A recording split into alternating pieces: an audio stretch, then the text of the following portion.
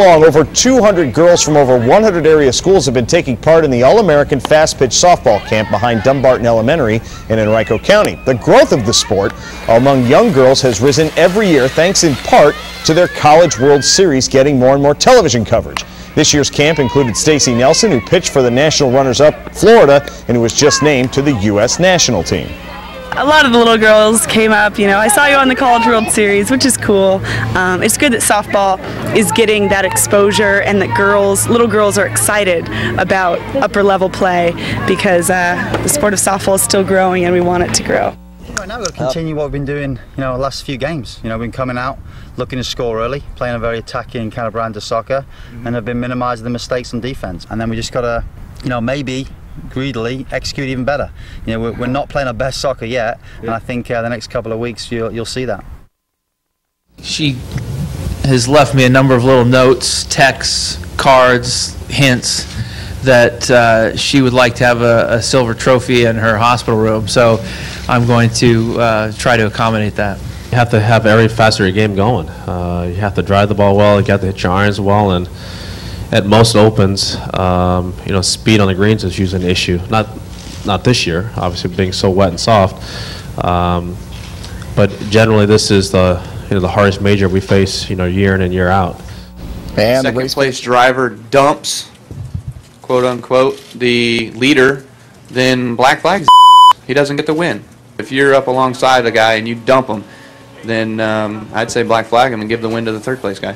And let me just clarify, just since I'm not a driver, last week's situation, would that be considered a dump in your mind then? Or it would be considered a dump. Just more conditioning and staying sharp, and and just being ready. You always, I guess you can learn from it. You always can learn anytime you get a chance to play against new competition.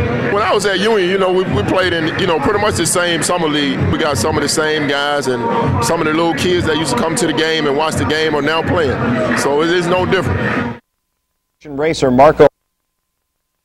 And there's a brake and no gas or anything. Jim and Evan Morrison had no experience with soapbox derbies. Jim is Evan's grandfather and works part-time at Pleasance Hardware. As luck would have it, the parts for their own soapbox derby car fell right into their hands. And we had a drawing through the employees who would like to participate in soapbox derby. So I filled out a card. We talked to Evan's dad and parents and everything, and decided he'd like to do it. So we filled the card out, put it in, and we were chosen. I really didn't realize at that time how involved we were going to get. He and Evan built the car by themselves last year and entered a regional All-American Soapbox Derby competition at RIR. Evan came in 8th, even though the car was nearly 30 pounds underweight. Soapbox Derby cars have no engine, so weight and gravity propel them down hills at speeds reaching 30 miles an hour. With the year's experience and extra barbells under the hood for weight, Evan entered the race again this year.